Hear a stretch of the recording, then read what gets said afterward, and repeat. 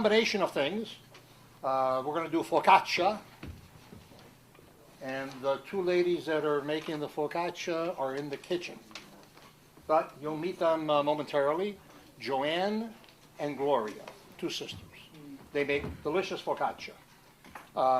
Griff is passing out the recipes and handouts for the salumi. Unfortunately, we do not have enough of the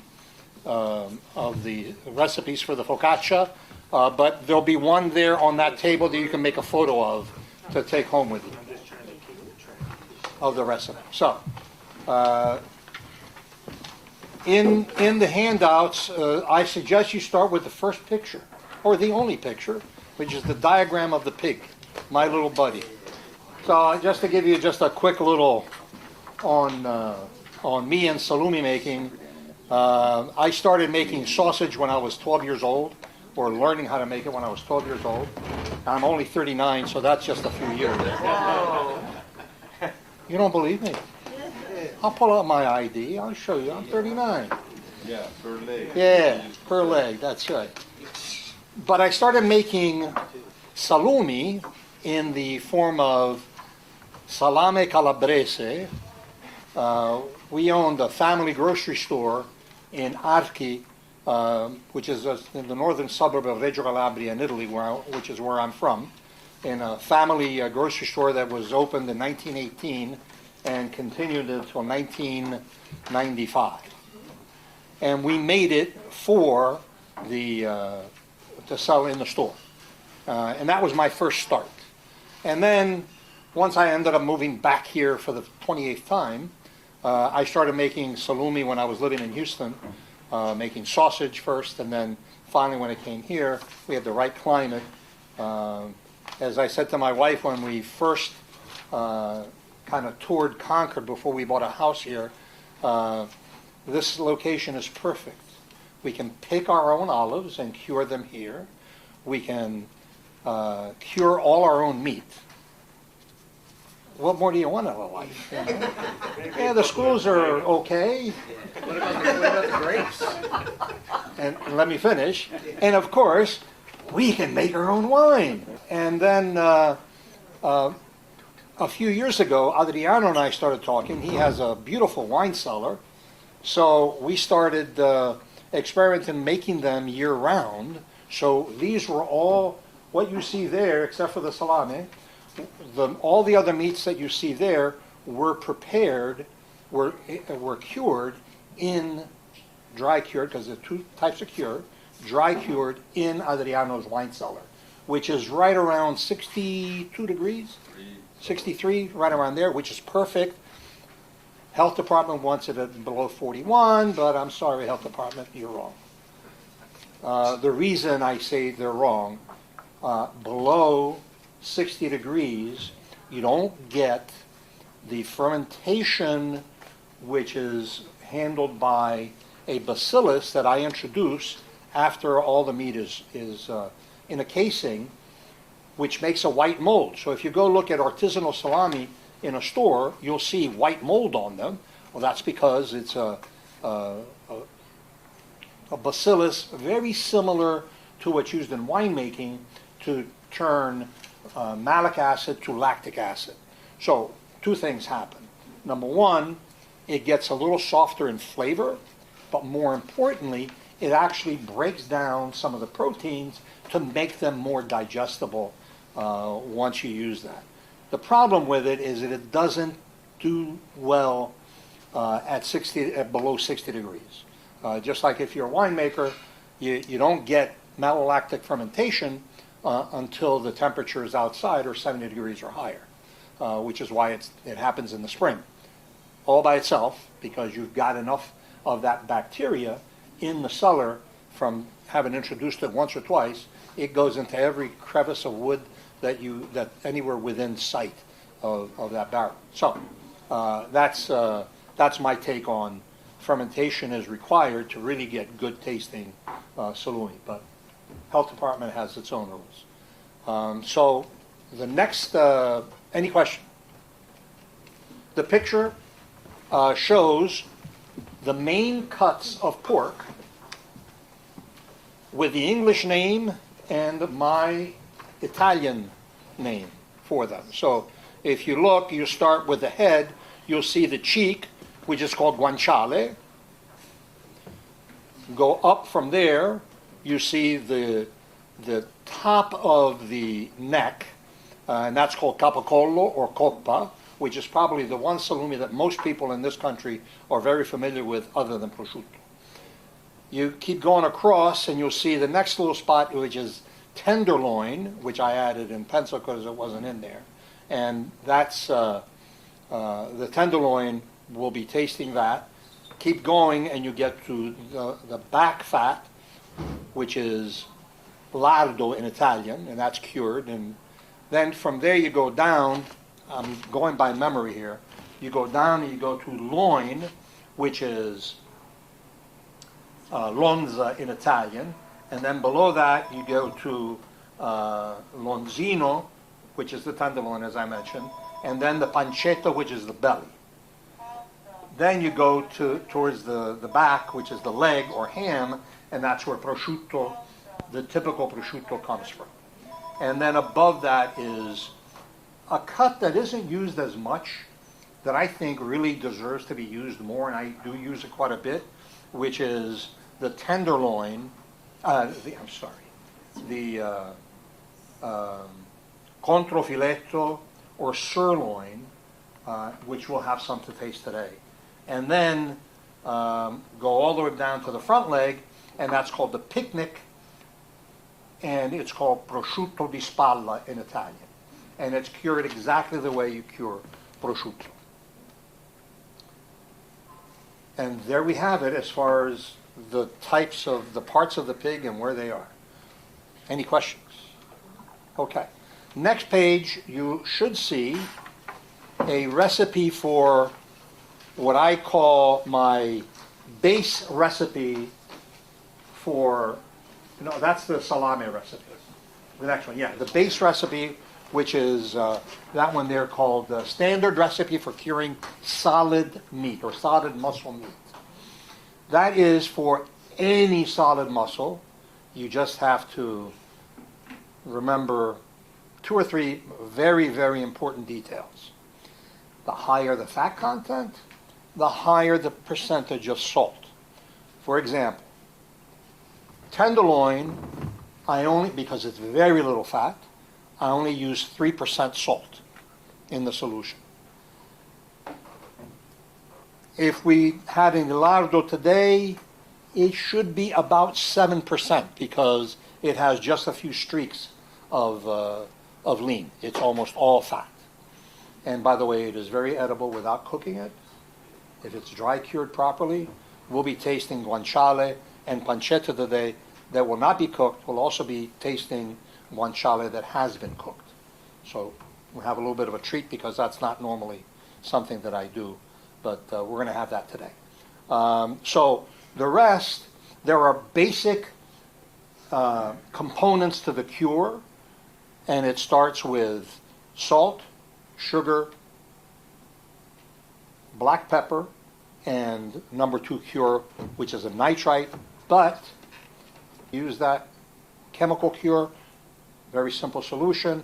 For every 1/4 teaspoon of that you would need of the nitrite, you just add the juice of probably a 1/4 cup of juiced celery. Celery is a huge nitrate component. So, but that's it for now. We'll go into the rest. There's also salami making, which we'll go into the details of that when Andy's doing his thing. Yeah. I got a question. You're talking all about pork here. Can this be done with any type of meat? As a matter of fact, I have done it with cervo. Help me out. Deer. I've done it with venison. I've done it with beef. We have some beef today. It's called bresaola in Italian. I've done it with elk. Duck. I've done it with duck breast. Prosciutto is out of this world. Is it the same ratio with the sugar? Always the same ratio and fat content. So the higher the fat, the higher the salt. And sugar is always 1/2 of the salt. And pepper is always 1% of the weight of the meat. Is there a way to measure this? If you really like pepper, can you? Black pepper, Yeah. black pepper is a critical component, especially to prevent bacteria and flies. Oh. If you look at, if you ever look at any program that shows about curing prosciutto, there is the non-skin part of the prosciutto, which is at the top where it's cut off. That part at the joint, that part at the joint is all open. So you have to protect that from A, drying too fast, and flies and bacteria, and you protect it for all three things by making a mixture of flour, lard, and black pepper. A lot of black pepper. Black pepper and garlic are both extremely good antibacterial components for curing meat. Okay? Great. Tony, one more question. Yes. Is there a way to measure how much fat it is by weighing or No. something? Or it's just By about feel. gauging By feel, and cutting and looking at it? Or, yeah, but if you cut it, you don't have the solid piece anymore. So you have to really go by, Yeah. A, tenderloin is always, always super lean. Yeah. Eye of round is always super lean. So there you, maximum salt is always 3%. When you get to coppa, it's a guess, but you want, the best is when it's 25-30% fat, but you don't know because you have to go by feel. So with raw meat, the harder when you squeeze it, the higher the fat content. Don't ask me why, When it's I cold. don't know. When it's cold, Yeah. cold temperature, yeah. Refrigerator temperature, Yeah. yeah. Yes, How long does it take to cure prosciutto? to cure prosciutto. Yeah. A prosciutto takes between 12 months and 40 months. But that's a whole big leg. Yeah.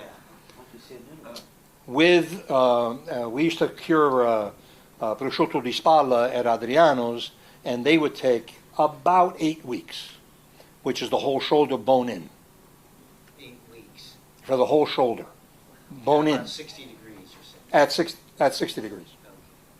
Okay? Takes a little longer, because I used to do all this at a restaurant as well, and it takes a little longer because we were required to do all the air drying at 41 degrees. So it would take 10 weeks, sometimes 12 weeks, to do that same shoulder that we could do in 8 weeks in the wine cellar. Thanks. Good. Anything else? Welcome to the club. Next up, we're going to have the two sisters, Joanne and Gloria, who make great focaccia. Or as you would say it again, I'm not Zenese. Okay. You got it. You're on. We have two that are in the oven now, and then one that we're gonna make so you can see how it's. Fantastic. Okay, and the two that are out in the oven have 8 minutes to go. Okay, well, why don't we start making the new one and go from there? So, this is what we want. And by the way, there's a tag with every one of them. This was made on the 12th of June and then wet cure on the 12th of June. And it was hung on the 19th of June. And I have to look in my other book to tell you when it was ready. This is... Now, can you leave it like that in the fridge for I- a certain it- amount of time? As I mentioned to someone earlier today, I have found some salumi in my refrigerator, my outside refrigerator, that have been in vacuum sealed bags from 3 or 4 years ago, and they're still okay. They tend to dry out a little bit. Yeah. If they have a lot of fat, they tend to get just a little tiny bit rancidy. But you wash it with a little vinegar and you drink a little gin with it. You don't taste it. You don't taste it, so it's okay. Have a Negroni and you'll be okay. So, this is our, actually the end result is sliced. This is the end result before it's sliced. So we'll put this here, and this is what we start with. A piece of pork tenderloin that has already been completely cleaned of any sinew. Tenderloin tends to have 2 large pieces of silver skin that you need to take off. You take a nice sharp knife, you take it off, and there we have it. And now is the time for the wet cure. So, the wet cure is simple. Here's all the ingredients. Some of you have, who has the envelope? Yeah, no, not that, the piece of paper. That tells you everything that's in here is listed on there. Now, what do I have on there on the ingredients? Other than salt, sugar, but what do I have on the ingredients list below Juniper that? berries, juniper branch, fennel seed, red pepper flakes, wine. Yeah. So everything is in here except the wine. And I put it all in a coffee grinder. I have a very special coffee grinder that you don't ever want to put coffee in, because it has had every herb and spice known to man in it, and you can't clean them out well enough to get all the flavor out. So you have an odd cup of espresso from that. So everything is in here. Again, because it is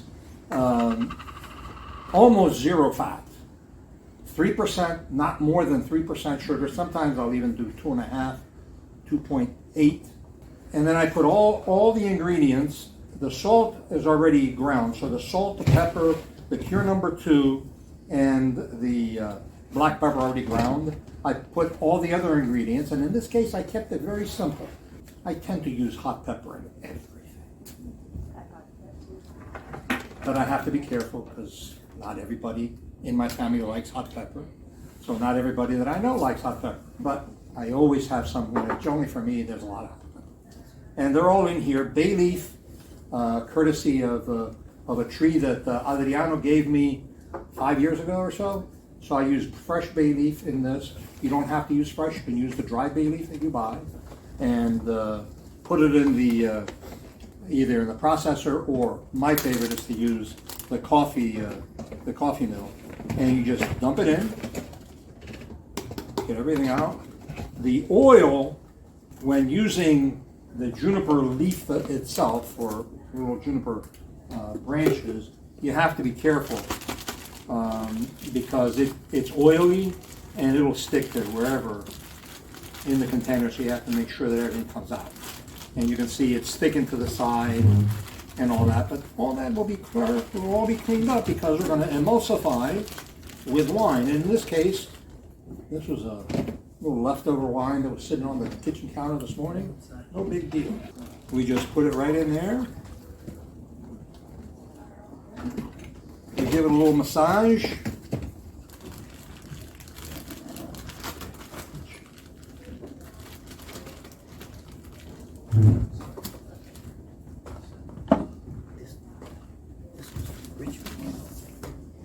And it goes right here in the refrigerator for a week. And that little tag that's in the plastic bag travels with this in the container. Here's the one for this one. Everyone has its own bag, so it's got all the ingredients. This one was 512, so it's a little smaller. And this was done on the 10th of September, and it'll be ready probably the 27th, of the weekend after the 27th. So it'll be ready to slice. We may leave it a little longer, but again, it's between 65 and 75%. So you have to rinse all this off with water, which I will do in a moment. Bring it back. And we'll stuff it in the casing. And it's all stuffed by hand. So, any questions? That's a gut right there. This is a collagen, an edible collagen casing. You can eat it. With this, you don't, because you take it all off when you slice it. But it's collagen casing, not a. You would use a beef middle for this. If you saw, it's about the same size. The beef middles are a little more stretchable, so it'll handle it better. But beef middles, the reason I don't use them is that they are time sensitive. You buy them, you got to use them within a very specific amount of time, and I don't have time to be that precise. So let me go wash this off and I'll be right back. 10th of September. All right. So it's been there I'm 8 on days. course again. It's all right. It's been there 8 days. So this is the fun part. I usually use smaller diameter casings, and I got tired of that because they were too tight. So I just switched to a 65 millimeter casing, and it's a lot easier. And when you use a 65 millimeter casing, literally, boom, Yeah, man. pull out a length of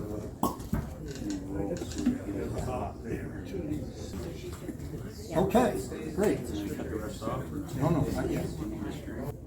All right. And now, yep. And now we cut this off. Goes in there. And now we're going to tie this 4 or 5 times. We just start the process.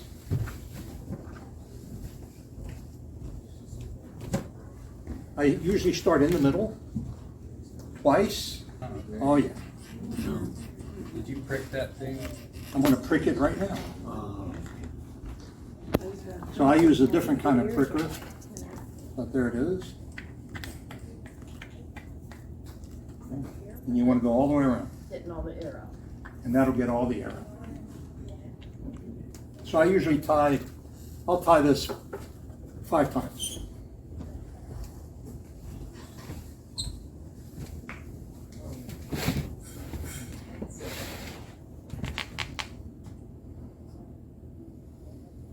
And that's the beauty of collagen casing. It takes a lot to break. Where do you get collagen casing? It's on the list there, butcher and packer or sausage maker, either one. Nobody local that you know?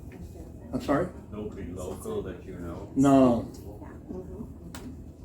No, I've been buying from butcher and packer for 30 years probably.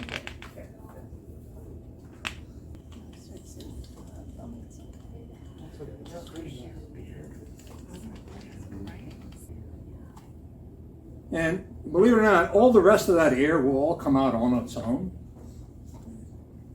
Air doesn't present any problem from my perspective during the dry curing process. At least I've never had any failure because of it.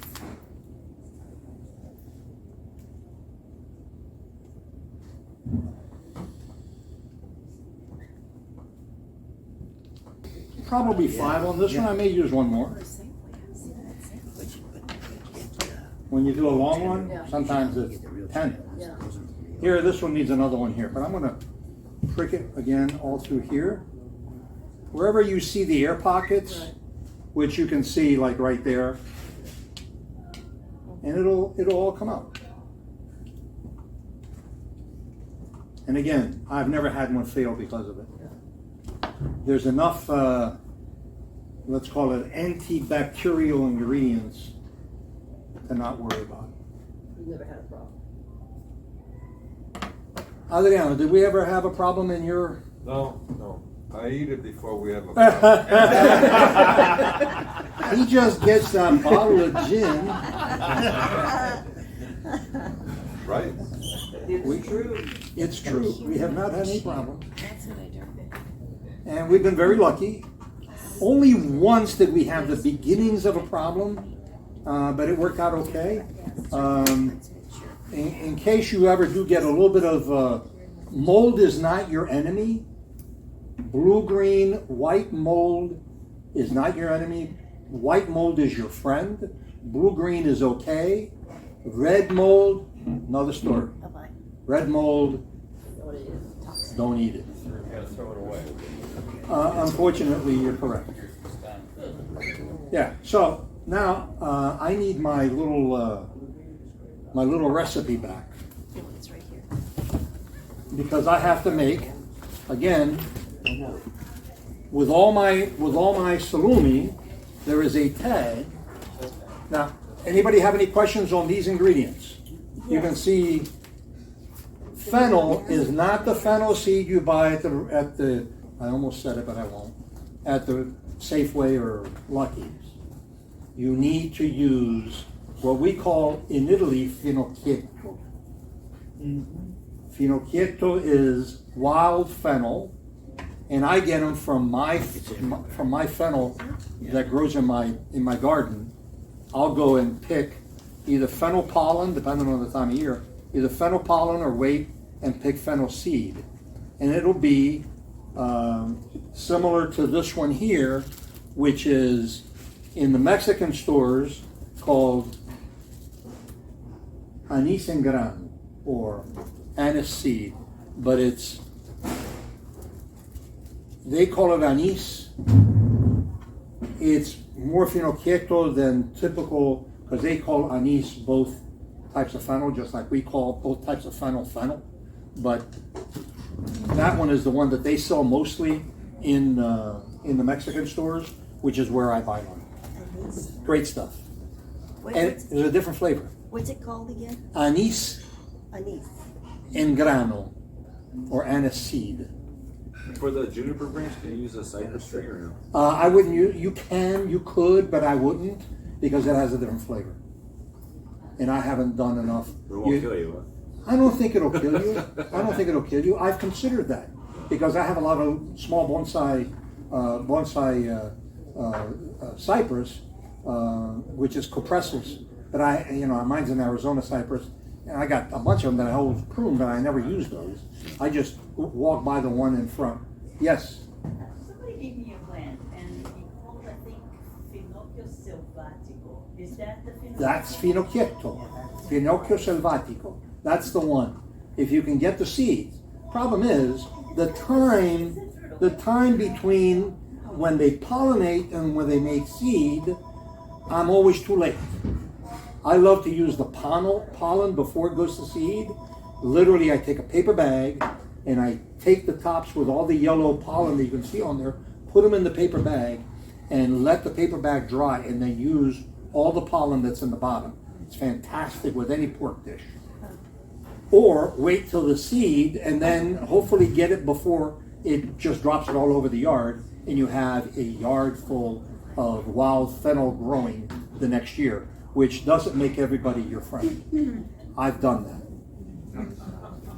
Nobody was happy. My wife was not happy that I invaded or infested her garden with. It also grows by the side of the freeway, doesn't it? It does. Highway 37, Highway 37 is one that I have picked many, many times. miles and miles. Yeah, but one of the problems with the side of the highway is it gets a little bit of smoke. Oh, That's true. can you wash it and? No, I would never wash it. You'll never get it. You'll never get it dry enough, so it'll go bad. So again, going back to real quickly while Leon is preparing an extra little treat for us, the ingredients that I used here is very simple for a reason. I wanted to be as simple as possible today, but that one doesn't work. No, you have to use that one over there, to the right of the exit sign. I use, on the sheet, it gives you a whole list of ingredients that you can use. And I make the division in my mind between Northern Italian salumi and Southern Italian salumi. And you'll see ones that are more influenced by Eastern European spices tend to be with noce moscato, nutmeg, and allspice, and a couple of others like that. They're all listed on there. They tend to be more northern Italian salumi are used or cured with those. Southern Italian, fairly simple, and generally juniper berries, because junipers grow wild all over the foothills all over Italy, including Calabria.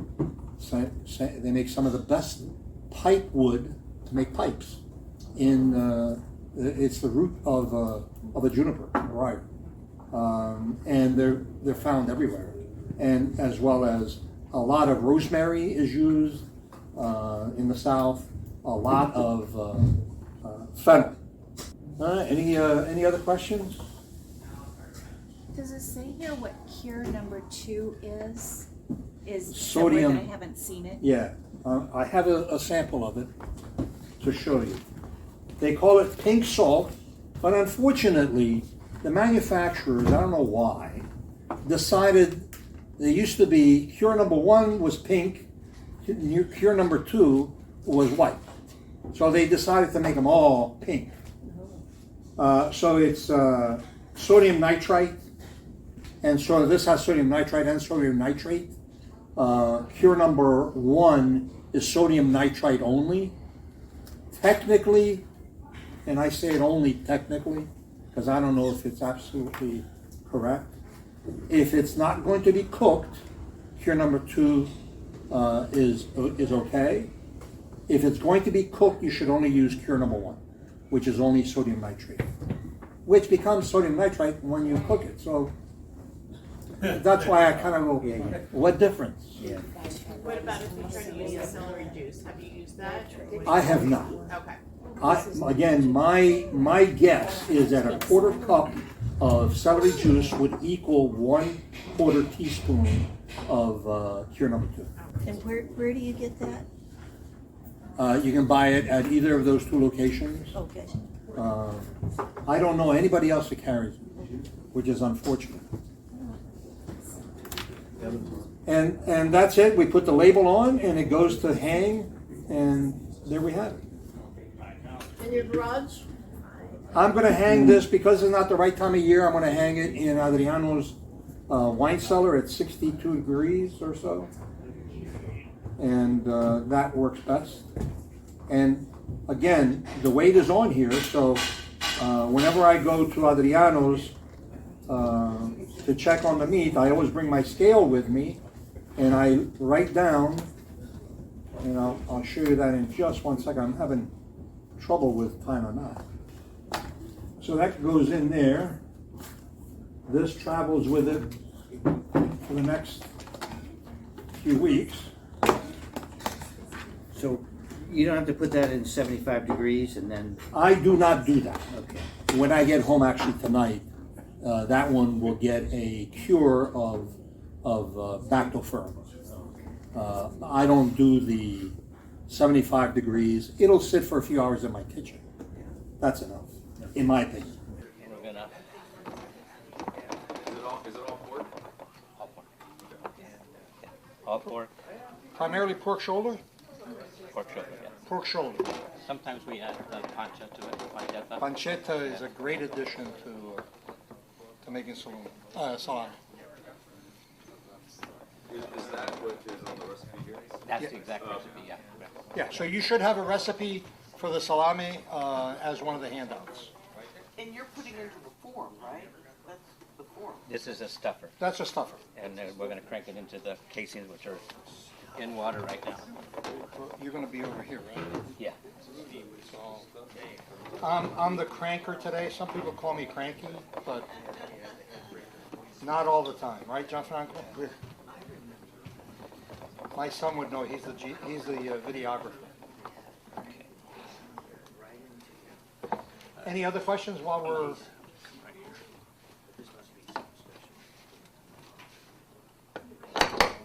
Hey, Tony? Yes. I've bought and seen like salamis and different types of things for sale. People put wine in it. Yes. Is that common or? There's wine in this one, There is wine in it? There's wine. white wine. There's wine in all of my salumi for a Anything reason. brown? Even solid muscle. I use wine depending on my mood and depending on How much you drink? how much I drank out of the bottle, either red or white wine, just enough to emulsify the salt, sugar, and all the other spices to absorb into the meat better. And that's part of the wet cure. The wet cure lasts between 1 week and 2 weeks, depending on on the cut. Bresaola, for example, has a lot more wine, a lot more red wine, and you'll see in the color. Not only is it because of the color of the meat itself, but also because of the amount of red wine. Okay. So here we go. My Whoa, favorite. whoa, whoa, whoa, whoa. Oh, I'm sorry. Is that a vegetable casing or a? No, it's plastic? collagen. Collagen. So is it an edible collagen? Yeah, you can eat it. So there are two types of collagen casings, edible and inedible. Tell me if I'm going fast enough. Perfect, perfect. So again, size matters with salami and salumi, but in this case, Pasta. No, In this turn case? it backwards. That's it. in this case, it's going to take longer to cure because of the thickness. You use the very small casing, which is typical for You making. have one, and you can show it. Oh, there's one there, a small one. We'll show that, which works great for doing sausage, dry sausage, or chorizo, Spanish chorizo. Not to be confused with Mexican chorizo. You're going backwards. I'm a backwards kind of guy. Okay. I'm a backwards kind of guy. You didn't know that? You had done it one way and I did it the other. Are you left-handed or right-handed? Both. Oh, you're ambidextrous, that's why. I used to be ambidextrous. And these, you'll do after you do it, we're gonna take the pricker and you just go down to prick it. That'll get any air pockets out. And it allows it to breathe. And Gets by the way, moisture out. that was my children's most detested job that I would give them to do. And to get out of it, they would always manage to prick my hand. You wanted to know? Yeah. Let's do another one? No comment. What size do you want to do? Another same size or another Yeah, size? same size because I have to change the corn on there.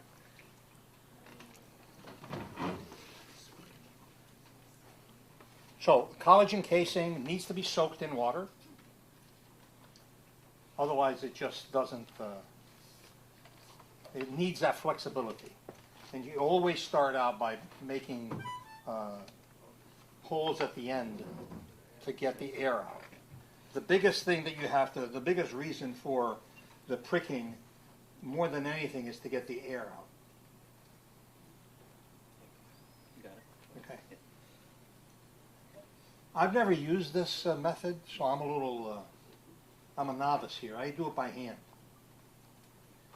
which is why I don't do any more salami, because I can't, my thumbs can't handle that anymore.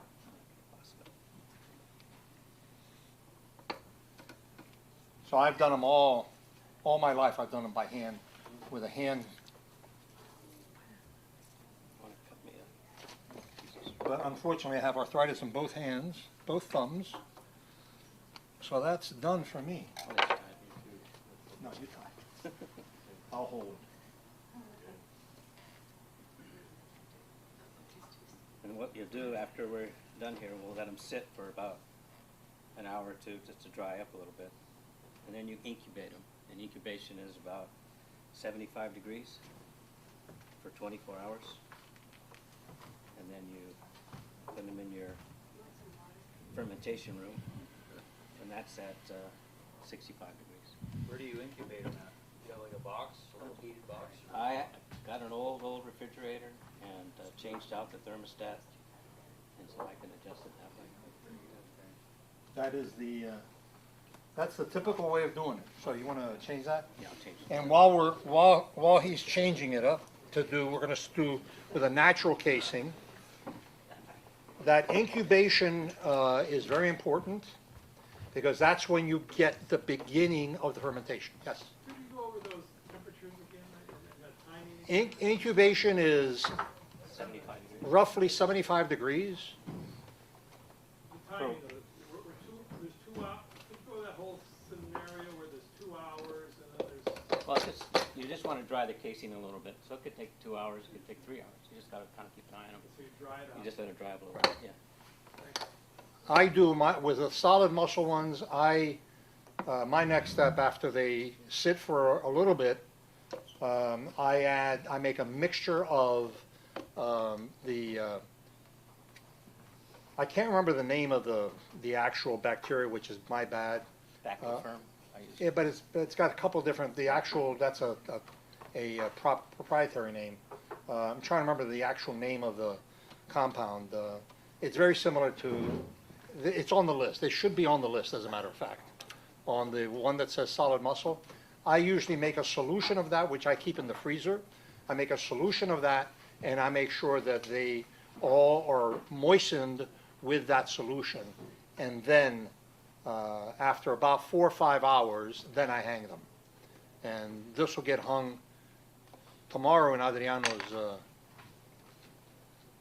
You ready? If you are.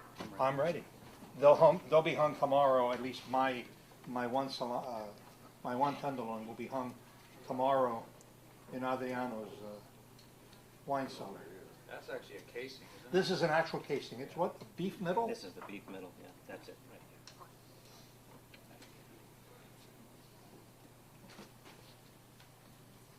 To be specific, it is actually the intestine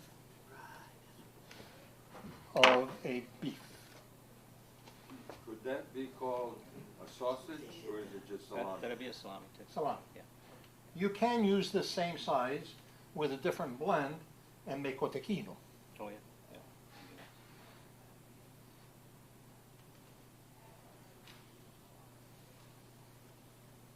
If I get your finger. I'll let you know if you get my finger. Okay. All right, And that's the same thing. we'll do one more. Sure. And that'd take about a week less to cure than the other one. Yep. So you don't ventilate that one? I will. Cricket? I will. Oh, you do? It all gets Yeah. pricked, all of them. Not as much, because it is in fact porous. So being porous, you don't have to prick it as much. How do you know when it's Okay, technique for knowing when it's cured applies to almost all cured meats. I'll let you correct me on the salame. It's when you are between 65 and 70% of the original weight of the meat. So you record all your weight on it. Yeah. So I Right there. actually weigh all the meat. In fact, I'll show you something I'll be passing out when I'm doing the salami, the salumi demo. That it's on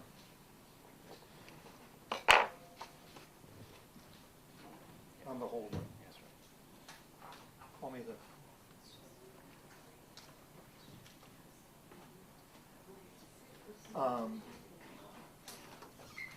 Where was I? I lost my place. Weight. Weight, 65 to 70% of the original weight. So I have a handout that I'll be passing around about the one piece that we're doing, the one tenderloin. I already did the weight this morning.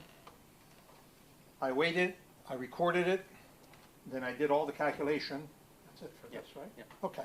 And we did all the calculation, I did all the calculation, and it's all written down, including the date, what cut, the percentage, and the actual amount of each ingredient, except for the herbs and spices. Herbs and spices are to your taste. Some of you that know me know that hot pepper is an ingredient in everything I do. I think the only human being that comes to this club that actually puts hot pepper flakes on the ice cream cone. And I do, I dip it in, it's got chocolate, even more. Okay, what else? Okay, so, there we have it. Any questions on the salami? Here's the salami man. Bread flour.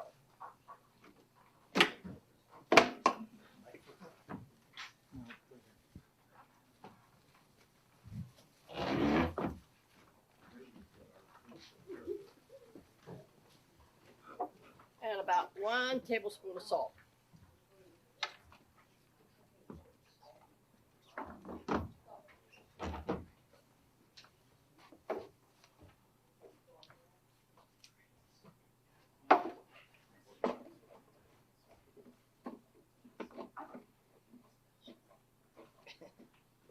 And I bought a new food processor. Bring the thing in the front. There you go.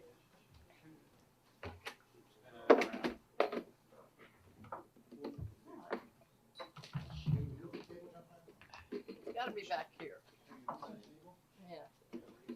Can you stop? No, it's gotta be back here. Gloria. We're gonna. I'm waiting for,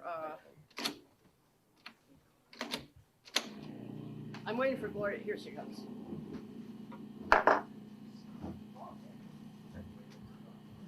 2 cups, right? Well, Yeah. Okay, this is a tablespoon, roughly a tablespoon of yeast with a cup of warm water. You know it.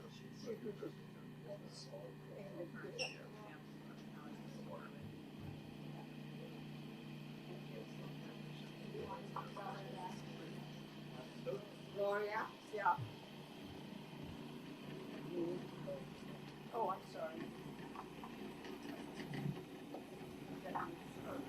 I can get a bowl to put that in. Yeah, I'll go get a bowl. I'm going the other side. That's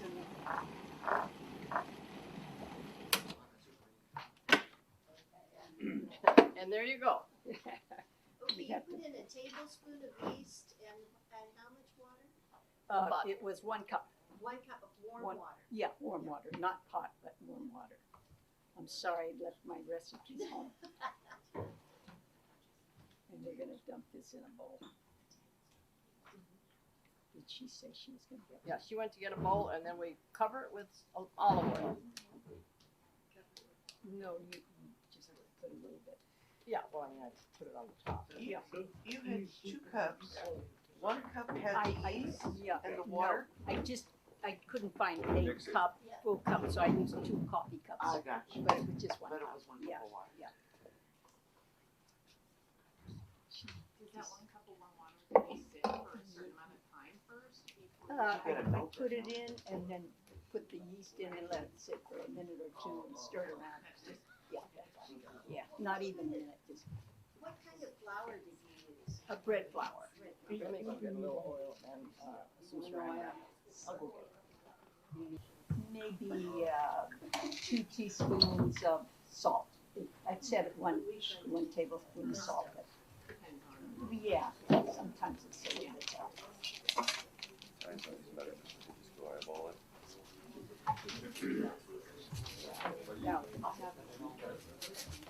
No, I have. So then I'll let it raise maybe an hour till it doubles. And then I put it in the pan and let it raise again for about an hour. So it's kind of cool out here, so I'm gonna put it in the kitchen. Yeah. Otherwise it'll take more time. Takes more Yeah, time, right? about an hour and then spread it out in the pan. And In a minute and a half, we're gonna check it. okay, yeah. We have them, some cooking already over there, so. It's fast though. It's, It is. It's yeah, fast. it's fast, yeah. As I said, I make them all the time, so I don't, I don't You even. just do it. Yeah. That's like when I make sauce. Same thing. Yeah, and sometimes it's good and sometimes not so good, and I don't know why. And then I put different kind of toppings on it, like the one I made today. I have green onion and cheddar cheese that I sprinkled over the top. Very good. Yeah, that's sprinkling now. And sometimes I put in blue cheese with a little cream, put that on, pesto, just different things. Do you put those on in the beginning or during in the middle or at the end? Okay. Yeah. Whatever you want. Yeah, exactly. And sometimes it's plain, like the one I make. There's one in the oven now that has green onion on it. And how long does it bake? Not very long, about 10 minutes if it's high heat. We've got it in there now about 450 or something, so I'm gonna check it in 10 minutes. I don't want to. Yeah, but if it, you want to cook a little longer, low heat. It takes between 10 and 15 minutes. And some ovens, you know, are hotter than others, so. Like rosemary and stuff, adding that right before you're gonna bake it and whatnot. But then your cheddar that you have in there, that's just the coating too, that didn't go in the original dough? That's correct. It's just on top. Okay. Yeah, it's just on top. And I, you know, as I say, I use that cheddar green onion quite often. But then there's other things. My grandmother used to use garlic and rosemary. Yeah, that's good. And sometimes spaghetti sauce with mozzarella. You know. Or the tomato and green onion one. Yeah, that's. Back on. Yeah, now, I just want to tell you that this is not really raised good enough, but this is the way. It should like double to what it was when we put it in the pan. We just wanted you to see how it comes, and it should be about here, and then we take it, punch it down, lay it on in the pan, oil, salt. It's basically grease and salt is a wonderful thing. Tasty. Yeah. Olive oil, of course, and salt, and any toppings if you want, whether it's cheese, whether it's nice Kalamata olives chopped up or whatever. Anything you want, it's yours. You can do whatever you want with it. Okay? No questions from anybody. How about raisins? And that's gonna You know what? I've done it with raisins. Because, you know, Sirocco in San Francisco always made it with raisins very good. My family didn't like it with raisins, but I think it's kind of nice. You know, I agree with put you. them, you gotta put them in the inside. You can't put them on the top because they will burn and get like little rat drops. And how about grapes, fresh grapes? And fresh grapes if you want to, but again, you have to punch them inside. Okay, cool. The dough, that dough, when you put it in the pan, Mhm. will it be a cookie sheet?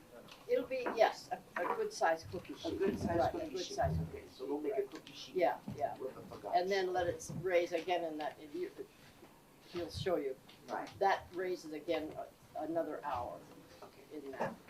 So that it kind Joanne, did they ever make focaccia sweet with the sugar? no. The only time would be the raisins, you know. Gloria and I have a difference of opinion. Hers is probably better than mine, but when I add my yeast, I add a half a teaspoon of sugar in with the yeast and the water that I pour in, just to give the yeast a start. She doesn't believe in it, and she doesn't do it, and that's fine. And I put some in the flour. I put a pinch of sugar in the flour? Oh, I didn't know you did that. Yeah. Oh, okay. It's supposed to make the yeast start a little bit sooner. Yeah. So, this one here, I'll bring out our cookie sheet, and if we can bake it, or you can see how it goes. We can bake it, and then you guys can take it home or do whatever you want with it. Take it outside, toss it like a frisbee.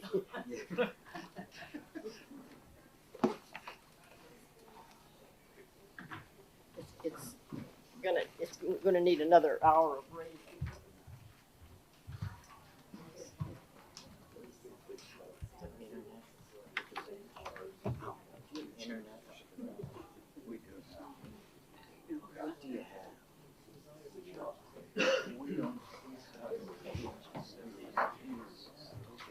So, take a look at Starlink.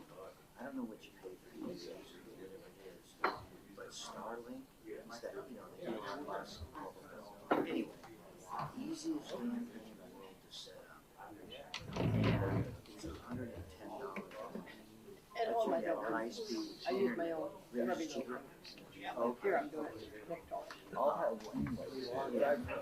It's the next one. Did I ever tell you about that? Yeah. Oh,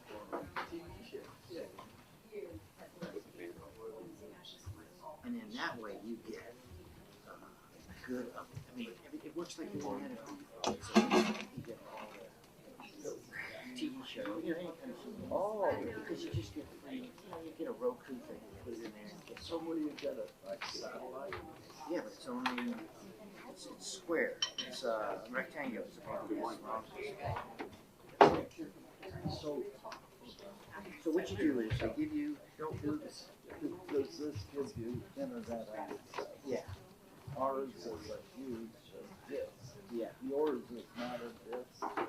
It's kind of like a disc, but it's just a flat You panel. put it outside? Yeah. I'll put it outside. And Hughes has me two sides. This system has right now 4,000. Oh, really? I'm just gonna go up to 20-something thousand because they just keep firing up there. So they're constantly Now wait a going little around more. the world. Another hour, yeah. So everybody in the world. So you don't try to stretch. No, it'll go, it'll, you know, right now it's harder because it wants to come back. But in a while it'll get easier, then I can push it into the Oh, corners. so you'll push it later? Yeah. It's a little more pliable after a little bit.